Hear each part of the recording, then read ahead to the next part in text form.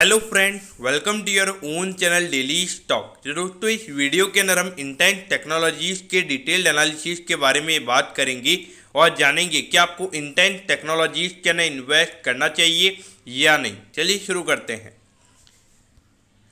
तो देखिए, सबसे पहले हम ये जानेंगे कि ये कंपनी काम क्या करती है। तो देखिए, ये जो कंपनी है ये सॉफ्टवेयर प्रोडक्ट को डेवलप करने का ये कंपनी काम करती है और उससे रिगार्डिंग जो सॉल्यूशंस होते हैं और उससे रिगार्डिंग जो सर्विसेज होती है वो ये कंपनी प्रोवाइड करवाने का काम करती है। तो यानी कि एक तरीके से हम ये बोल सकते हैं कि जो ट्रेडिशनल आईटी कंपनीज होती है उसमें ये कंपनी आती है और वो काम ये कंपनी करती है। तो देखिए, इस कंपनी के रेवेन्यू के नंबर्स की अगर हम बात करेंगे तो मोर देन 45 कंट्रीज से भी ज़्यादा कंट्रीज में इस कंपनी का प्रेजेंस है और अराउंड 4 कंटिनेंट के अंदर ये कंपनी काम करती है। तो देखिए, मुझे ये जो पॉइंट है ये आपको लगेगा कि ये काफ़ी अच्छा पॉइंट है, लेकिन ये पॉइंट मुझे नेगेटिव लगा क्योंकि देखिए लगभग 80-90 करोड़ का इस कंपनी का पूरे साल का रेवेन्यू का नंबर है और उसमें अगर आपने 45 से ज़्यादा कंट्रीज में अगर आप काम कर रहे हो तो वहाँ पर अगर देखा जाए तो 2 करोड़ पर कंट्री यहाँ का रेवेन्यू कंपनी का निकल कर आता है, जो कि मुझे काफ़ी नेगेटिव लगता है। क्योंकि अगर आप देखोगे इतने ज़्यादा कंट्रीज में अगर आपने डाइवर्सिफाई कर रखा है तो वहाँ पे आपके रेवेन्यू के नंबर कम से कम 1000 करोड़ के होने चाहिए। तो उस पॉइंट ऑफ व्यू से मुझे ये नेगेटिव लगता है। अब देखिए, अराउंड 193 करोड़ का इस कंपनी का मार्केट कैप है। तो उसके market cap point of view से अगर हम देखेंगे तो एक स्मॉल कैप कंपनी, काफ़ी छोटी ये कंपनी है। अगर बुक वैल्यू की बात करेंगे तो 37.8 का बुक वैल्यू है, तो अराउंड 2.27 पे ये स्टॉक ट्रेड हो रहा है। अगर डेट की बात करेंगे तो 94 लाख का कंपनी के ऊपर डेट है। तो डेट से रिलेटेड यहाँ पे कोई इश्यूज नहीं है क्योंकि 80-90 करोड़ का कंपनी का टोटल रेवेन्यू है, तो उसमें से यहाँ पे कोई इश्यूज उसमें नजर नहीं आते हैं। अगर रिटर्न ऑन कैपिटल एम्प्लॉयड की बात करेंगे तो ये नंबर अराउंड 32% पे है और आरओई का नंबर भी 26.8% पे है। तो देखा जाए तो रिटर्न रेशियोज कंपनी के अच्छे हैं। अगर इंडस्ट्री के पीई की बात करेंगे तो अराउंड 30 का इंडस्ट्री पीई है और ये अराउंड 9.10 के पीई पे ट्रेड हो रहा है। उसके अलावा अगर हम देखेंगे तो 0.43% का डिविडेंड यील्ड है। तो उस पॉइंट ऑफ व्यू से देखेंगे तो ज़्यादा डिविडेंड ये कंपनी नहीं देती है, लेकिन आपको लगेगा कि पी रेशियो यहाँ पे काफ़ी कम है। तो उसके पीछे का रीज़न है और उसी के बारे में हम इस वीडियो में बात करने वाले हैं। तो ये देखिए, अगर हम पिछले 4 साल के फिनेंशियल ट्रेंड के बारे में अगर हम बात करेंगे तो देखिए ये 3 साल में एक अच्छी ग्रोथ हमें देखने को मिली थी from profitability point of view. लेकिन देखिए 2021 में ये जो कंपनी है सिर्फ 70-80 करोड़ का रेवेन्यू का नंबर इस कंपनी का है। तो उस पॉइंट ऑफ व्यू से यहाँ पे रेवेन्यू के नंबर ज़्यादा नहीं बढ़े थे और प्रॉफिटेबिलिटी भी अगर हम देखेंगे तो वो ज़्यादा नहीं बढ़ी थी। लेकिन फिर भी अगर हम देखेंगे तो पिछले 4 साल का जो फिनेंशियल ट्रेंड कंपनी का है वो हमें थोड़ा अच्छा नजर आता है और एक अच्छी ग्रोथ हमें यहाँ पे कंसिस्टेंट बेसिस पे पिछले 4 साल में देखने को मिली है। अब अगर हम यहाँ पे पिछले कुछ क्वार्टर्स के अगर हम रेवेन्यू के नंबर्स की अगर हम बात करेंगे तो देखिए 2021 में अगर हम देखेंगे तो मार्च 2021 में यहाँ पे कंपनी को लगभग 11 करोड़ का नेट प्रॉफिट हुआ था और कंपनी ने अपना हाईएस्ट ईवर रेवेन्यू यहाँ पे रिपोर्ट किया था और वो था अराउंड 30 करोड़ का, लेकिन वो वन टाइम रेवेन्यू था। फिर उसके बाद में कोविड की सेकंड वेव आ गई थी तो वहाँ पे रेवेन्यू के नंबर्स फिर से 13 करोड़ पे आ गए थे, यानी कि मोर देन 50% यहाँ पे क्वार्टरली बेसिस पे कंपनी के रेवेन्यू के नंबर्स गिर गए थे। उसके बाद अगर हम देखेंगे तो 17-18 करोड़ का रेवेन्यू का नंबर था और 3 से 4 करोड़ की नेट प्रॉफिटेबिलिटी कंपनी की यहाँ पे थी। देखिए ऑन एन एवरेज अगर हम देखेंगे, अगर हम इसको इग्नोर करते हैं तो वहाँ पर अगर आप देखोगे तो लगभग 14 करोड़ का नेट प्रॉफिट ये कंपनी का पूरे फिनेंशियल ईयर में हो सकता है। तो उस पॉइंट ऑफ व्यू से अगर हम देखेंगे जो मार्केट कैप के हिसाब से अगर हम पी रेशियोज की बात करेंगे तो वहाँ पे लगभग 13 का पी रेशियो कंपनी का आएगा, जो कि पॉइंट ऑफ व्यू से देखा जाए तो पिछले कुछ साल से अगर हम देखेंगे तो 10 से 20 करोड़ के बीच में ही कंपनी का रेवेन्यू रह रहा है। लेकिन एक चीज़ आपको यहाँ पे नोटिस करनी चाहिए, जो कि मैंने नोटिस की है, वो ये कि मार्च 2020 में भी 30 करोड़ के रेवेन्यूज कंपनी के थे और यहाँ पर भी 30 करोड़ का रेवेन्यू कंपनी का था और यहाँ पे 12 करोड़ का नेट प्रॉफिट और यहाँ पे 11 करोड़ का नेट प्रॉफिट।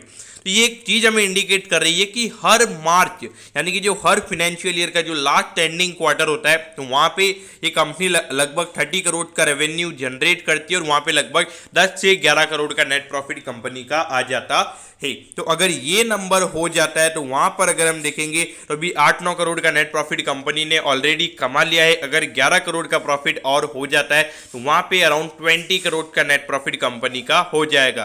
तो उस पॉइंट ऑफ व्यू से देखा जाए तो वहां पे वैल्यूएशन के जो नंबर्स थे वो काफी कंफर्ट में नजर आएंगे और हो सकता है कि जब ये क्वार्टरली बेसिस के जो नंबर्स हैं ये आएंगे तो वहां पे मार्केट इसे काफी पॉजिटिव वे में ले सकता है। लेकिन यहाँ पे जो शेयर होल्डिंग पैटर्न है वो यहाँ पे काफ़ी नेगेटिव है, क्योंकि जो प्रमोटर्स की होल्डिंग है वो यहाँ पे सिर्फ 18.24% की पहले इनकी होल्डिंग थी, सॉरी 18.25% की। और अभी अगर हम देखेंगे तो सितंबर 2020 में उन्होंने 2021 में 0.17% उन्होंने अपनी होल्डिंग को कम किया है। तो देखा जाए ऑलरेडी प्रमोटर्स कितनी कम होल्डिंग है और वहाँ पर भी अगर वो अपनी होल्डिंग को कम कर रहे हैं तो मेरे ख्याल से ये हमें ज़्यादा पॉजिटिव वे में नहीं लेना चाहिए। इसका मतलब ये कि ज़्यादा बिजनेस यहाँ पे जनरेट नहीं हो रहा है और आने वाले टाइम पे भी ज़्यादा इतना जनरेशन की स्कोप नज़र यहाँ पे या फिर जो प्रमोटर्स है उन्हें इतनी ज़्यादा होप भी नहीं है बिजनेस से। उसके अलावा अगर हम देखेंगे जो फॉरेन इन्वेस्टर थे उनका 1.75% का यहाँ पे होल्डिंग था, तो उन्होंने भी सितंबर 2021 में अपनी होल्डिंग को कम कर दिया था। और एट दी एंड अगर हम देखेंगे तो पूरी जो होल्डिंग अभी करंटली अगर हम देखेंगे तो रिटेल इन्वेस्टर्स के पास ही है। तो देखिए जब भी अगर फ्री फ्लोटिंग का जो पूरा शेयर्स होता है यानी कि जो 81.92 शेयर्स इस कंपनी के है तो वो पूरे जनरल पब्लिक के पास है। तो यानी कि जो मार्केट में जो फ्री फ्लोटिंग है शेयर्स की वो काफ़ी ज़्यादा है। तो उस पॉइंट ऑफ व्यू से अगर हम देखेंगे तो इसीलिए 9 से 10 का पी रेशियो इस कंपनी का मिल रहा है। और ये बात आपको समझनी चाहिए कि ज़्यादा ग्रोथ ये कंपनी नहीं दिखा पा रही है। तो उस पॉइंट ऑफ व्यू से एफआईआई और डीआईएच भी यहाँ पे इन्वेस्ट नहीं करेंगे और एक स्मॉल कैप कंपनी भी ये है।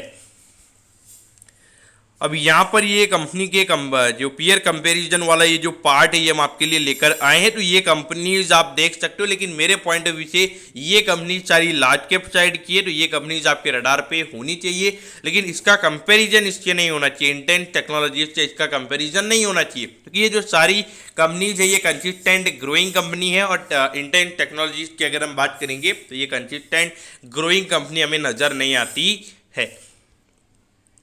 तो देखिए 163 रुपीज़ का इसका ऑल टाइम हाई है। तो वहाँ से अगर हम कंपेयर करेंगे तो अराउंड 50% ये स्टॉक करेक्ट हुआ है, जिसमें से भी अगर हम देखेंगे तो आज 20% का अपर सर्किट इस स्टॉक में लगा था। तो उस पॉइंट ऑफ व्यू से अगर हम देखेंगे तो पिछले 5 साल में अगर हम देखेंगे तो 54% के नेगेटिव रिटर्न इस स्टॉक ने दिए हैं। तो देखिए मेरे ख्याल से अगर यहाँ पे long term point of view से इन्वेस्ट करना चाहिए तो मेरे ख्याल से डेफिनेटली स्टॉक को आपको long term point of view से अवॉइड करना चाहिए। जहाँ पे प्रमोटर्स की होल्डिंग वगैरह कम हुई है, इतनी कम होल्डिंग है उसके बाद भी होल्डिंग कम हुई है तो ये एक बहुत बड़ा रेड फ्लैग है। तो लॉन्ग टर्म के लिए भले ही आप कोई भी टाइप के इन्वेस्टर हो मेरे ख्याल से टोटली अवॉइड करना ही सही रहेगा। लेकिन अगर शॉर्ट टर्म की अगर हम बात करेंगे तो एक अच्छा खासा मोमेंटम बाइंग हमें देखने को मिला है और 200 करोड़ के नीचे का कंपनी का मार्केट कैप है। तो उस पॉइंट ऑफ व्यू से अगर हम देखेंगे तो एक अच्छा खासा मोमेंटम बाइंग यहाँ पे आने वाले टाइम पे रह सकता है। ये स्टॉक आपके रडार पे होना चाहिए। तो मेरे ख्याल से लगभग 100 रुपीज़ के लगभग ये स्टॉक जा सकता है अगर वहाँ पे रजिस्ट नहीं करता है, यानी कि वहाँ पर अगर ये स्टॉक टॉप नहीं होता है तो वहाँ से उसके बाद मुझे ऐसा लगता है कि लगभग 110 से 120 के लगभग भी ये स्टॉक जा सकता है। तो इस पॉइंट ऑफ व्यू से हम यहाँ पे देख सकते हैं। बाकी long term point of view से टोटली अवॉइड करना ही सही रहेगा। तो दोस्तों मैं होप करता हूँ कि इंटेंस टेक्नोलॉजीज के डिटेल्ड एनालिसिस के बारे में आपको सब कुछ पता चल गया होगा। अगर आपकी कोई भी क्वेरीज है आप कमेंट कीजिए, मैं ज़रूर आपके कमेंट पर रिप्लाई करूँगा। ओके दोस्तों, thank you, have a nice day.